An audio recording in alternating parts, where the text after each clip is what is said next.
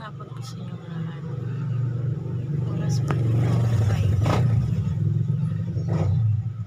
hanggang ngayon tulog pa siya. Tulog pa siya. Patulogin ko na po siya pag 2 PM kasi ang payat-payat na. Nawala ko sa kanyang katawan. Sabi ko sa kanya, matulog ka para na mapagbalik araw mo. May laman na yan. May laman na yan katawan mo. Ang payat-payat mo.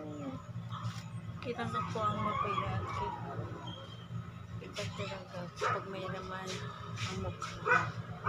Ito na mukha niya. Yan, mapayat siya. Ito po ang aming munting tindahan. Kaupo. Palagi na ako nakaupo dito sa oras. Pagkatapos na akong magluto sa hapunan namin. May hinintay akong tao. Pero hindi ko siya dumating.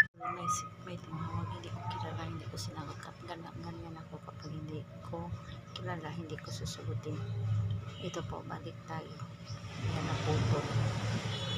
Sa oras na ito ay hapon na to. Hapon na dito sa mga 5:30 na po. Ito po.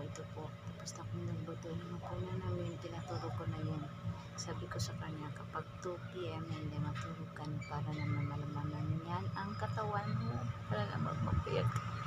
Ito, anipin ka. May sira dito. May sira. Sana po. Magkaroon na ako ng sahod. Gusto ko. Para naman ako may maitulong dito. May maitulong sa anak ko.